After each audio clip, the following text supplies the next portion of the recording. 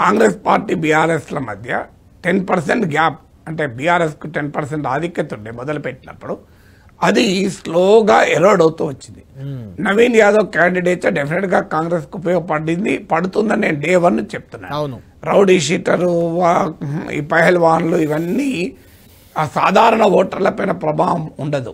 మీకు అట్టంటే ఇప్పుడు బీహార్లో ఆనంద్ సింగ్ మర్డర్ అక్యూజ్డ్ జైల్లో ఉన్నాడు, మంచి భారీ మేడతో గెలిచాడు.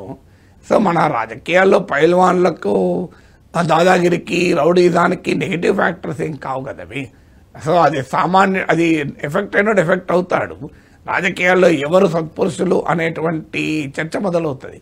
అందువల్ల నవీన్ యాదవ్కి ఏంటంటే బీఆర్ఎస్ రౌడీ షీటర్ అనే కుటుంబము, ఆ కుటుంబ నేపథ్యాన్ని ఇష్యూగా ప్రొజెక్ట్ చేసింది. కానీ కాంగ్రెస్ పార్టీ ఏమో నవీన్ యాదవ్ యాక్సెసిబిలిటీని ప్రొజెక్ట్ చేసింది. మాగంటి సునీతతో పోలిస్తే నవీన్ యాదవ్ అటు కార్యకర్తలకు యాక్సెసిబుల్, ఇటు ఓటర్లకు యాక్సెసిబుల్ అనే డైమెన్షన్ను కాంగ్రెస్ ప్రొజెక్ట్ చేసింది. అది వాస్తవంగా ఓటర్లకు నమ్మారు.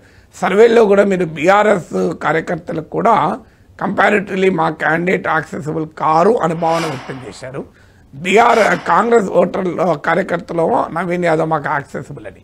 ఆయన ఈ కాన్స్టిట్యున్సీని అంటిపెట్టుకుని ఉండడము, ఓడిపోయినా కూడా కాన్స్టిట్యున్సీలో ఉండడం వల్ల మాగంటి కుటుంబానికి ఉండే పాజిటివ్ ఇమేజ్ కూడా కౌంటర్ చేయగలిగాడు. అందులో సింపతి ఫ్యాక్టర్ మొదటి నుంచి లేదు. అంటే మాగంటి గోపీనాథ్ చనిపోయాడనే సింపతి ఫ్యాక్టర్ ఈ ఎలక్షన్లో డే 1 నుంచి కూడా ప్రభావితం. It was more a political fight than personality fight.